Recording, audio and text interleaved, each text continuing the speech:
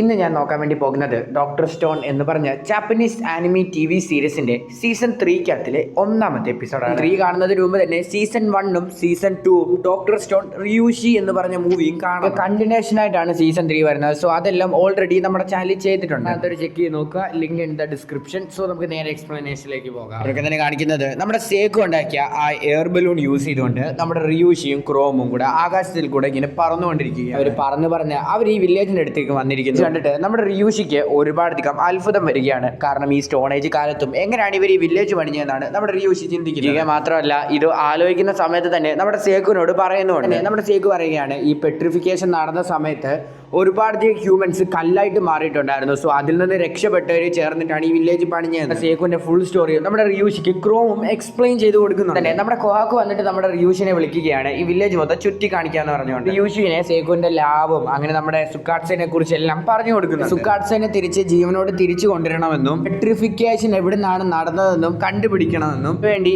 നമുക്ക് ഈ ലോകത്തിന്റെ വേറെ സൈഡിലേക്ക് പോകണമെന്നും നമ്മുടെ ഒട്സുസുക്കി പറയുകയാണ്. നമ്മുടെ റിയൂഷി പറയുകയാണ്, എന്തൊക്കെ സംഭവിച്ചാലും എന്തൊക്കെ ചെയ്യേണ്ടി വന്നാലും ഉറപ്പായിട്ട് നിങ്ങളെ സെയിൽ ചെയ്ത് ഈ ലോകത്തിന്റെ അപ്പുറത്തെ സൈഡിലേക്ക് ഞാൻ കൊണ്ടുപോയി കഴിഞ്ഞാൽ പിന്നെ ഈ വില്ലേജ് എന്റേതായിരിക്കും.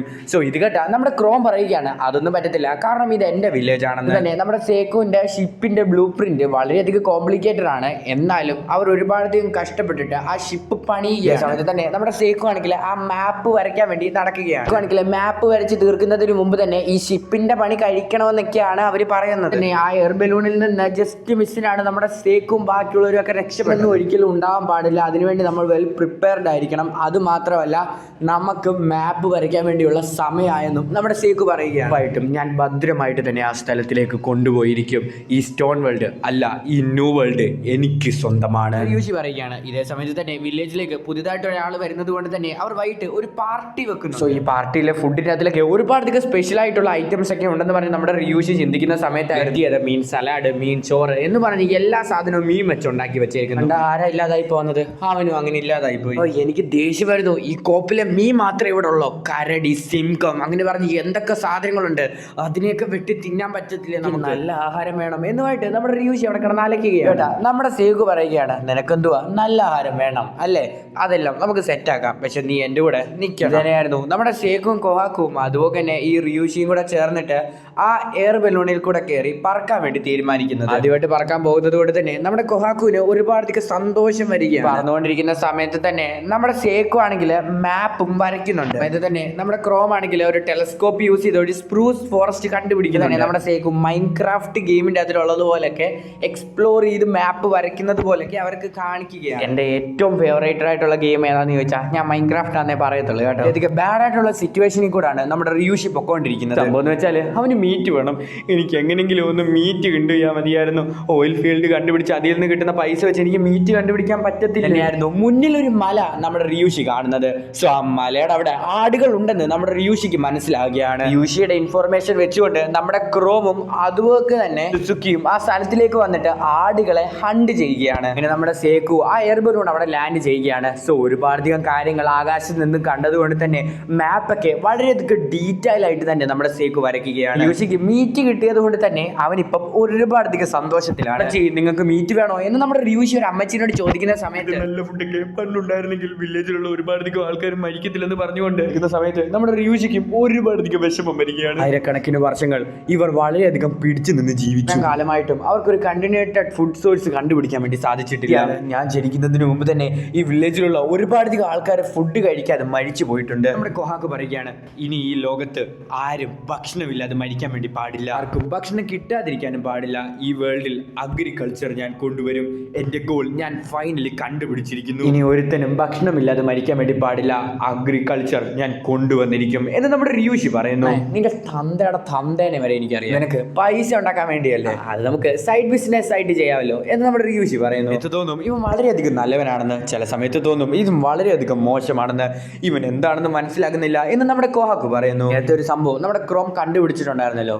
സോ അവിടേക്കാണ് നമ്മുടെ സേക്കു ബാക്കിയുള്ളവർ പൊക്കോണ്ടിരിക്കുന്നത്.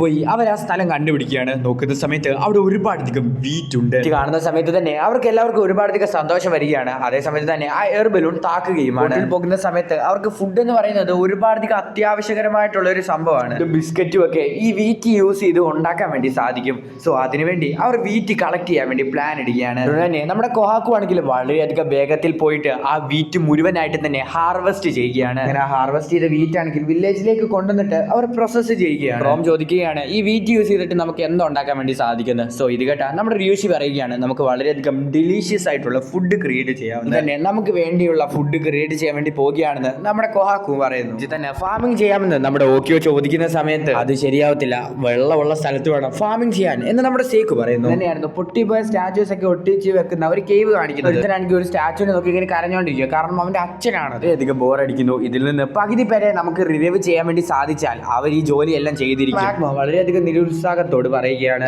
കാരണം എന്ന് വെച്ചാൽ ഇത്രയധികം പേരെ റിവൈവ് ചെയ്താൽ അവർക്കൊന്നും കൊടുക്കാൻ ഫുഡ് ഇവരുടെ കയ്യിലില്ല. പേടിക്കണ്ട, അതിനുവേണ്ടി ഞാൻ ഹണ്ട് ചെയ്തോളാം എന്ന് നമ്മുടെ തൈജു പറയാൻ പോകുന്ന സമയത്തായിരുന്നു ഇതിനെക്കുറിച്ചൊന്നും പേടിക്കേണ്ട ആവശ്യമില്ല, നമ്മുടെ ഫുഡ് നമ്മൾ തന്നെ ഉണ്ടാക്കും എന്ന് പറഞ്ഞിട്ട് നമ്മുടെ കൊഹാക്കു അങ്ങോട്ട് വരുന്നത്. കൊഹാക്കു ആണെങ്കിൽ ആ വീറ്റ് അവർക്ക് കൊടുക്കുകയാണ്. സോ അങ്ങനെയാണെങ്കിൽ അവരെല്ലാവരും കൂടെ ചേർന്നിട്ട് അവിടെ ഫാമിംഗ് ചെയ്യാൻ വേണ്ടി തുടങ്ങുകയാണ്. നമ്മുടെ യൂസറി ആണെങ്കിൽ ആ വീറ്റ് ഒക്കെ യൂസ് ചെയ്തിട്ട് ഒരു ഹാറ്റ് ക്രിയേറ്റ് ചെയ്യുകയാണ്. നമ്മുടെ ഗന്നാണെങ്കിൽ വളരെയധികം അത്ഭുതത്തോടെ പറയുകയാണ് ഇത് കൊള്ളാമല്ലോ. അത് മാത്രമല്ല നമ്മളിപ്പോൾ ലീഡ് ചെയ്യാൻ വേണ്ടി ഇവിടെ ക്രോമോ അല്ലെങ്കിൽ സേക്കുവോ ഇല്ല. വളരെയധികം നല്ല രീതിയിൽ തന്നെ കഷ്ടപ്പെടുന്ന ഒരാളെ നമ്മൾ ഇവിടുത്തെ ലീഡർ ആക്കുന്നതായിരിക്കും. ലീഡർ അവന് ഈ ഹാറ്റ് കിട്ടുന്നതായിരിക്കും എന്നുമായിട്ട് നമ്മുടെ ഗെന്നു പറയുകയാണ്. പ്ലാൻ എന്ന് പറയുന്നത് തന്നെ വളരെയധികം സിമ്പിൾ ആണ്. സോ ഇങ്ങനെ പറയുന്ന നേരത്തെ എല്ലാ ആൾക്കാരും വളരെയധികം കഷ്ടപ്പെട്ട് ജോലി ചെയ്യും. സോ അതുപോലെ തന്നെയാണ് സംഭവിക്കുന്നത്. കിടന്നു തുറക്കുന്ന സമയത്ത് നമ്മുടെ തൈജു ആണെങ്കിൽ വളരെയധികം കഷ്ടപ്പെട്ടുകൊണ്ട് അവിടെ കിടന്ന് ജോലി ചെയ്തുകൊണ്ടിരിക്കുകയാണ്. സോ ഇത് കണ്ട എനിക്ക് പറയുകയാണ് നിനക്ക് അൺലിമിറ്റഡ് സ്ട്രെങ്ത് ആണത്, പക്ഷേ ഇടയ്ക്കിടയ്ക്ക് ഒന്ന് റെസ്റ്റ് എടുത്തെങ്കിലും നീ ജോലി ചെയ്യും. ഞാൻ റെസ്റ്റ് എടുക്കത്തില്ല, എനിക്കറിയാം അവൻ്റെ കൂടെ ഇപ്പോൾ അവൻ്റെ അച്ഛൻ ഇല്ലാത്തതിൻ്റെ അവൻ്റെ വിഷമം, കാരണം അവൻ്റെ അച്ഛനെ പെട്ടെന്ന് റിവൈവ് ചെയ്യണം, വേറെ ആൾക്കാർ ചെയ്യാൻ വേണ്ടിയുള്ള ജോലി ഞാൻ ചെയ്തോളാം. അപ്പോൾ പെട്ടെന്ന് തന്നെ ഇതെല്ലാം കരിയുമല്ലോ. ഒരുപാടധികം നാളുകൾ കരിയുകയാണ്. സോ നമ്മുടെ തൈജുവിൻ്റെ ഫാമിലാണെങ്കിൽ വീറ്റൊക്കെ കിളിച്ച് നിൽക്കുകയാണ്. അവരുടെ ഫാമിലാണെങ്കിൽ വീറ്റ് മുളച്ചിട്ട് പോലുമില്ല. ഇത് സംഭവിക്കുന്നതെന്ന് പറഞ്ഞാൽ അവർ വിഷമിക്കുന്ന സമയത്തായിരുന്നു നമ്മുടെ തൈജു വന്നിട്ട് ഈ സാധനം കാണിക്കുന്നത്. പണ്ട് ഇവന് പറഞ്ഞു കൊടുത്ത സംഭവം സീസൽസ് പൊടിച്ചിട്ട് കിട്ടുന്ന കാൽഷ്യം. സോ അതുകൊണ്ടാണ് ഈ ചെടികളൊക്കെ ഇങ്ങനെ വളർന്നത് എന്ന് നമ്മുടെ തൈജു പറയുകയാണ്. നമ്മുടെ സേക്കു ആണെങ്കിൽ ഗെന്നിനെ വിളിച്ച് പറയുകയാണ് 2 സോയിലും ചെക്ക് ചെയ്യും, അതിനുവേണ്ടി ലില്ലി ഫ്ലവർ യൂസ് ചെയ്തുകൊണ്ട് ഒരു പൗഡർ ക്രിയേറ്റ് ചെയ്യും, അത് യൂസ് ചെയ്തിട്ട് ഒരു പേപ്പറും അത് അവരുടെ 2 പേരുടെ സോയിലും വെച്ച് നോക്ക്, അന്നേരം നമുക്കിത് കാണാൻ വേണ്ടി സാധിക്കും. ഇത് ലാബ് യൂസ് ചെയ്യുന്ന പേപ്പർ അല്ലേ എന്ന് പറഞ്ഞിട്ട് നമ്മുടെ ഗെന്ന് വളരെയധികം ആശ്ചര്യത്തോട് നോക്കുന്നു. പാക്മയുടെ സോയിൽ വെച്ച് നോക്കുന്ന സമയത്ത് അത് ചുവന്ന കളറിലും നമ്മുടെ തൈജുവിന്റെ സോയിൽ വെച്ച് നോക്കുന്ന സമയത്ത് അത് ബ്ലൂ കളറിലും ആകുകയാണ്. നിനക്ക് ഇതിന്റെ പുറകിലുള്ള സയൻസ് അറിയാവോ? കാൽഷ്യം യൂസ് ചെയ്തുകൊണ്ട് നീ സോയിലാണെങ്കിൽ ചെയ്തു, അതുകൊണ്ടാണ് നിന്റെ ഫീൽഡിൽ ഒരുപാടധികം ഫാസ്റ്റ് ആയിട്ട് വീറ്റ് ഉണ്ടാകുന്നത്. ബാക്കിയുള്ളവരും അവരുടെ ഫീൽഡിലും അതുപോലെ തന്നെ ചെയ്യുകയാണ്. നമ്മുടെ ഫാർമർ കിങ് എന്നുള്ള പദവി നമ്മുടെ തൈജുവിന് കൊടുക്കുകയാണ്. കിളിച്ചിരിക്കുന്ന സമയത്ത് തന്നെ അവർ എയർ ബലൂണിൽ അങ്ങോട്ട് വരികയാണ്. തന്നെ നമ്മുടെ കേക്ക് ആണെങ്കിൽ ആ എയർ ബലൂണിൽ നിന്ന് ഇറങ്ങിയിട്ട് പറയുകയാണ് ഫുഡ് കിങ് നീ നല്ല രീതിയിൽ തന്നെയാണ് ചെയ്തിരിക്കുന്നത്, ഫുഡിനെ കുറിച്ച് ആലോചിച്ച് പേടിക്കേണ്ട ആവശ്യമേ ഇല്ല, ആളുകളെ റിവൈവ് ചെയ്താൽ മതി, ഈ ലോകത്തിലുള്ള എല്ലാ ആളുകളെയും, അതിനുവേണ്ടി അടുത്ത ലോകത്തിലുള്ള മിസ്റ്ററി നമുക്ക് കണ്ടുപിടിക്കണം. കേക്ക് പറയുകയാണ്. അവിടെ വെച്ച് ഈ എപ്പിസോഡ് അവസാനിക്കുകയാണ്. റെസ്റ്റോറന്റ് എന്ന് പറഞ്ഞ ആനിമി നിങ്ങൾക്ക് ചെറുതായിട്ടൊന്ന് ബോറടിക്കുന്നല്ലോ എന്ന് തോന്നുന്നില്ലേ? അത് നിങ്ങൾ ബോറടിക്കത്തൊന്നുമില്ല. നിങ്ങൾ വെയിറ്റ് ചെയ്യും. ഒരു 6 എപ്പിസോഡ് കഴിയട്ടെ. അത് കഴിയാൻ നേരത്ത് നിങ്ങൾക്ക് അടുത്ത റേഞ്ചുള്ള കുറേ സംഭവങ്ങൾ വരുന്നുണ്ട്. നിങ്ങൾ കാത്തിരുന്ന് കാണുക, എല്ലാം നിങ്ങൾക്ക് മനസ്സിലാവും. ഞാൻ നിങ്ങൾക്ക് എല്ലാം പറഞ്ഞു തരാം. വേറൊരു കാര്യം, യൂട്യൂബിൻ്റെ പുതിയൊരു ഫീച്ചറിനെ കുറിച്ച് നിങ്ങൾക്ക് അറിയായിരിക്കും. ഹൈപ്പ് എന്നാണ് ഫീച്ചറിൻ്റെ പേര്. സോ ഈ ഫീച്ചർ എൻ്റെ ചാനലിൽ വന്നോ എന്ന് എനിക്കറിയത്തില്ല. ജസ്റ്റ് നിങ്ങളൊന്ന് ചെക്ക് ചെയ്ത് നോക്കിയേക്ക്. നമ്മുടെ കമൻറ്റ് ബോക്സ് എടുത്തിട്ട് ആ കമൻറ്റ് ബോക്സ് ഇങ്ങോട്ടൊന്ന് നീക്കിയാൽ മതി. അപ്പോൾ ഹൈപ്പ് എന്ന് പറഞ്ഞൊരു ഓപ്ഷൻ കാണും. സോ നിങ്ങളെ കൊണ്ട് പറ്റുന്നവരെല്ലാവരും, ഡോക്ടർ സ്റ്റോൺ എന്ന് പറഞ്ഞ ആനിമി നിങ്ങളെ കൊണ്ട് സപ്പോർട്ട് ചെയ്യാൻ പറ്റുന്ന എല്ലാവരും ആ ഹൈപ്പ് പോയിന്റ് ഒന്ന് എനിക്ക് കൂട്ടി തരിക. അന്നേരം എൻ്റെ വീഡിയോ ആണെങ്കിൽ ഒത്തിരി പേരുടെ അടുത്തേക്ക് റെക്കമെൻഡ് ചെയ്യുകയാണെങ്കിൽ എനിക്ക് മോട്ടിവേഷൻ കിട്ടും. പിന്നെ അറിയാമല്ലോ, എന്നെ പിടിച്ചാൽ കിട്ടത്തില്ല. നിങ്ങൾക്ക് വേണ്ടി പിന്നെ വീഡിയോസ് ഞാൻ ക്രിയേറ്റ് ചെയ്തുകൊണ്ടിരിക്കും കണ്ടിന്യൂസ് ആയിട്ട് തന്നെ. സപ്പോർട്ട് ചെയ്യാൻ താല്പര്യമുള്ളവർക്ക് അങ്ങനെ ചെയ്ത് സപ്പോർട്ട് ചെയ്യാം. പിന്നെ ലൈക്ക് ചെയ്യാൻ മറക്കണ്ട. ചാനൽ സബ്സ്ക്രൈബ് ചെയ്യാതാണ് കാണുന്നതെങ്കിൽ മാക്സിമം സബ്സ്ക്രൈബ് ചെയ്തിട്ട് തന്നെ ചാനൽ കാണുക. വീഡിയോയ്ക്ക് ലൈക്ക് ചെയ്യാനും ഒരിക്കലും മറക്കണ്ട. എൻ്റെ ചാനലിൽ വേറെ രീതി കൂടെ നിങ്ങൾക്ക് സപ്പോർട്ട് ചെയ്യാൻ വേണ്ടി സാധിക്കും. വെറും 29 രൂപയേ ഉള്ളൂ. സംഭവം എന്ന് വെച്ചാൽ നിങ്ങൾക്ക് എൻ്റെ മെമ്പർഷിപ്പിൽ ജോയിൻ ചെയ്യാം. എന്തെങ്കിലും ഒരു ഗുണമുണ്ടോ എന്ന് നിങ്ങൾ ചോദിക്കുകയാണെങ്കിൽ ജോയിൻ ചെയ്യുന്ന മെമ്പേഴ്സിനൊക്കെ നിങ്ങൾക്ക് ഓരോ എപ്പിസോഡും ഏർലി ആക്സസ് കാണപ്പെടുന്നത് സീസൺ 3യുടെ 1ാമത്തെ എപ്പിസോഡ്. നിങ്ങൾക്ക് ഈ ദിവസം തന്നെ 2ാമത്തെ എപ്പിസോഡും കാണാൻ പറ്റുന്നതായിരിക്കും. മെമ്പർഷിപ്പിൽ ജോയിൻ ചെയ്യുന്നവർക്ക്. മെമ്പർഷിപ്പിൽ ജോയിൻ ചെയ്തില്ലെങ്കിലും കുഴപ്പമൊന്നുമില്ല, അടുത്ത ദിവസം 2ാമത്തെ എപ്പിസോഡ് വരുന്നതായിരിക്കും. നിങ്ങൾ പേടിക്കൊന്നും വേണ്ട. ഞാൻ അങ്ങനത്തെ തെണ്ടിത്തരം ഒന്നും കാണിക്കുന്നത്. പറ്റുന്നവർ മാത്രം മെമ്പർഷിപ്പ് അങ്ങനത്തെ സംഭവങ്ങളൊക്കെ എടുത്താൽ മതി. പൈസ ഉള്ളവർ മാത്രം. വെറുതെ വീട്ടുകാർക്ക് പണി ഒപ്പിച്ചിട്ട് വീട്ടുകാരൊന്നും അറിയാതെ പൈസ ഒന്നും എടുത്ത് മെമ്പർഷിപ്പിലൊന്നും ജോയിൻ ചെയ്യാം. കൂടുതലായിട്ടൊന്നും ഞാൻ പറയുന്നില്ല. അടുത്ത ദിവസം അടുത്തൊരു വീഡിയോ ആയിട്ട് കാണുന്നതായിരിക്കും. ബൈ.